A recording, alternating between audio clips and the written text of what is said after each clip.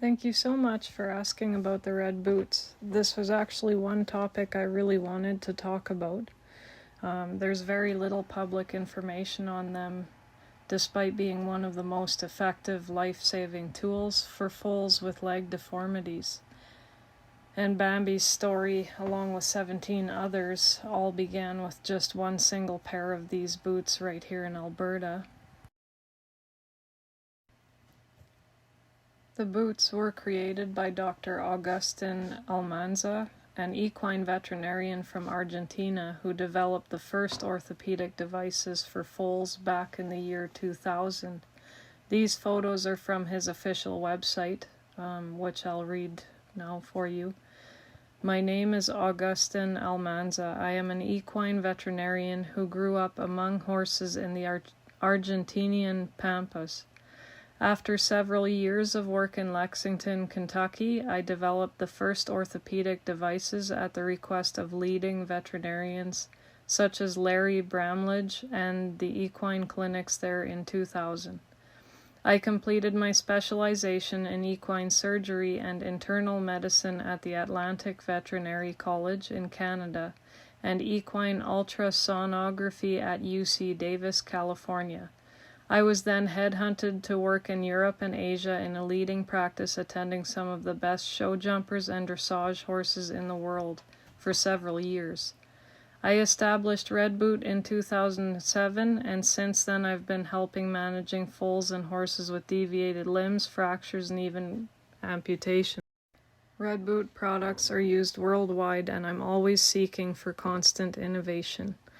I live in Buenos Aires with my wife Laura, Candy, and Tatiana, where I run my practice doing mainly consulting lameness diagnostics and advanced treatments, work for the equine industry locally and worldwide. At the time I learned about the red boots, Bambi was a week and 2 days old. I was at work getting ready to drive to the hospital for medication for his navel infection when someone commented on my Facebook photo asking if I had heard of red boots. You could see the duct tape splints in that picture, and honestly I hadn't heard of them until that moment. I researched them right away and realized that they could actually be exactly what we needed, something safer, more stable, and less stressful than constant splinting. When I called the hospital, they told me they had considered the boots for him, but they didn't think that they'd fit his size. At that point, I decided to reach out directly to the commenter who mentioned them, and amazingly, she still had a pair, and she was willing to rent them out. They happened to be just a few hours south of us in Ponoka area. So my workplace let me leave early.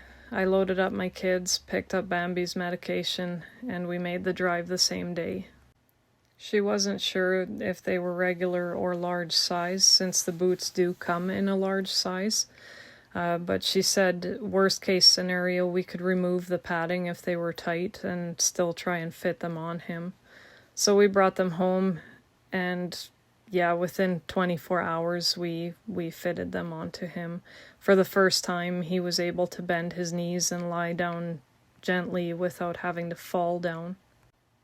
He wore the boots for just 2 weeks before outgrowing them, but that was enough.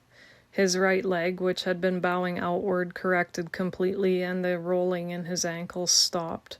From there, wraps alone were enough to keep his legs straight and supported. Interestingly, another draft horse breeder in Montana at the Clydesdale Outpost Guest Ranch had a foal born with similar leg issues that they also named Bambi. It was actually quite cute. She as well wore red boots. We later connected online and shared that cute coincidence. Anyway, to better answer your question, our vets weren't against the boots. They just didn't think that they would fit. But fortunately for us, the pair that we found did end up working out and made all the difference. Thanks for tuning in to part 2.